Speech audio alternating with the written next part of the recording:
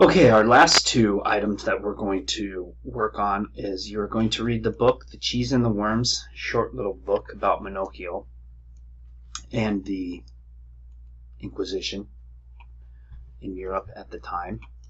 And you're going to write a 3 to 4 page book review on The Cheese and the Worms. Double spaced, Times New Roman, regular margins. And what it does is it allows you to express in clear, concise language your knowledge and comprehension of the historical book. In the book review section here, there are a bunch of links to two of my favorite book review areas. You just click on them, the Guardian book reviews, and a whole bunch of book reviews are going to come up for you to look at. Okay, click on any of these. So, this is not a book report, meaning do not tell me what the book is about. Don't go in chapter 1, this happened, then chapter 2, this happened, then this happened, then this happened, right? That's not what I want.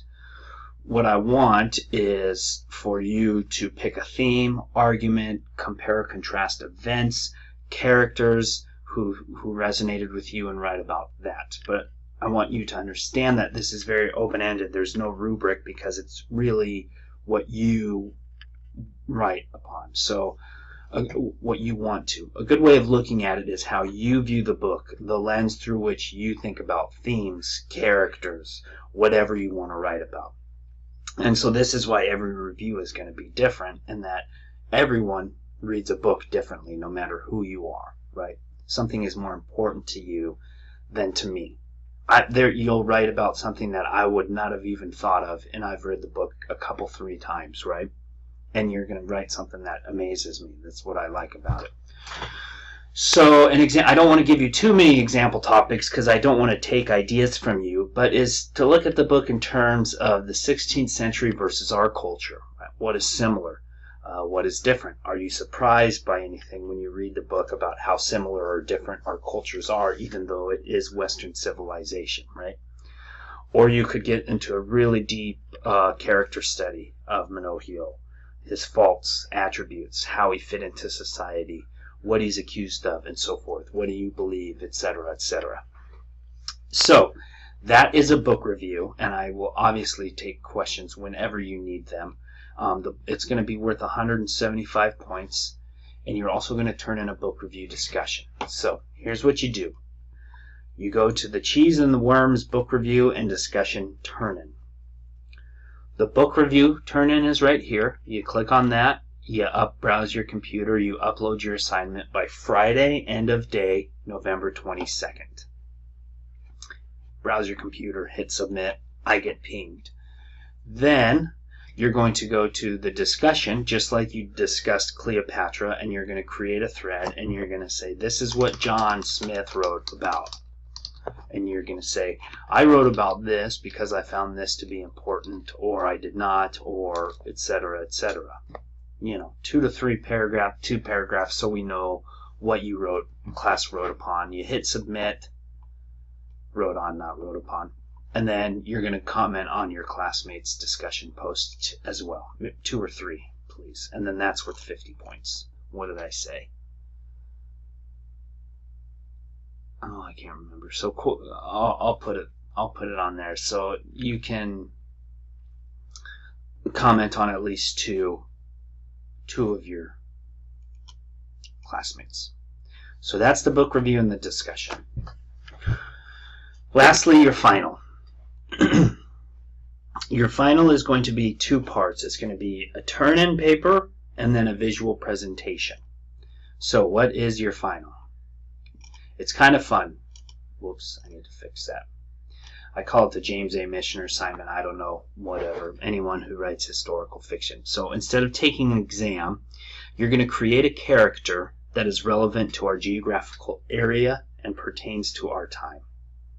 So in 3 to 4 pages, double-spaced, Times New Roman, 12-inch font, etc., you're going to give an idea of what occurred in this person's life. So there's no set time frame for how long your person lived, so you can choose when to start their journey and when to end their journey. It doesn't have to be birth to death. It could be one singular specific event that was only one day. It's really up to you.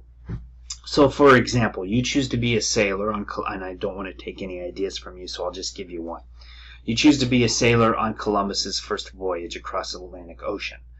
You could write about how you got on board, right? How did you volunteer?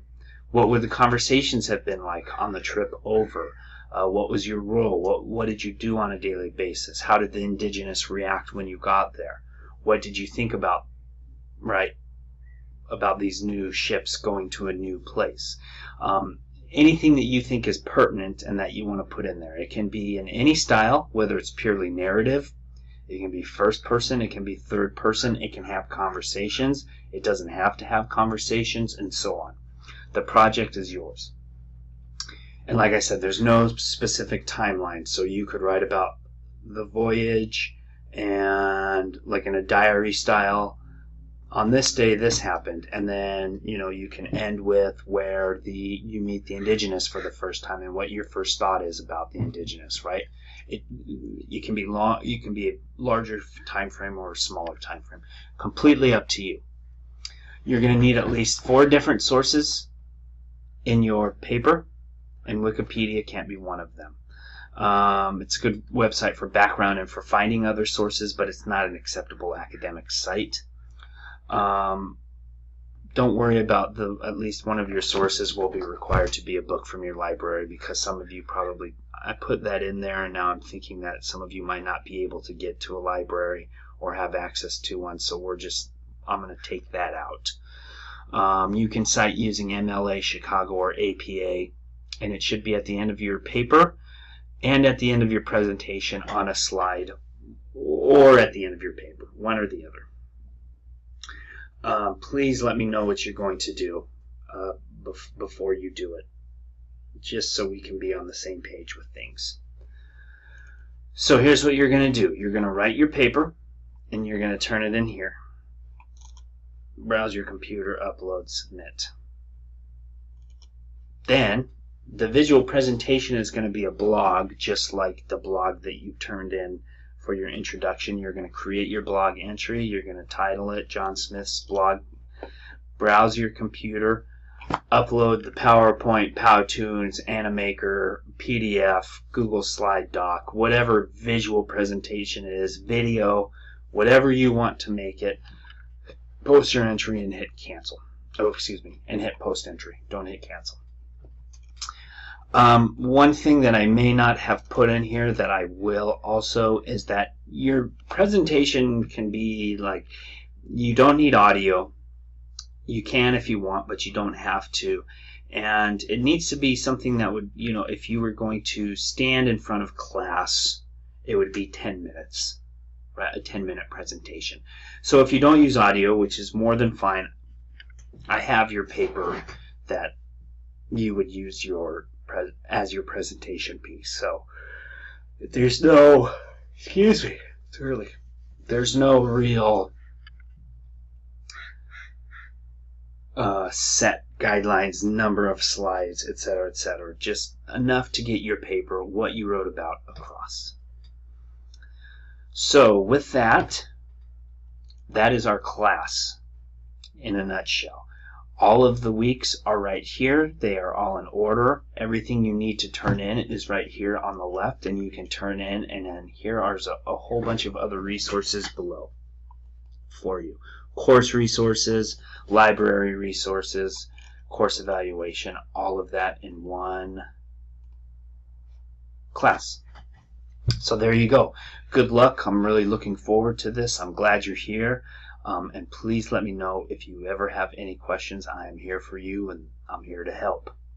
Alrighty, good luck.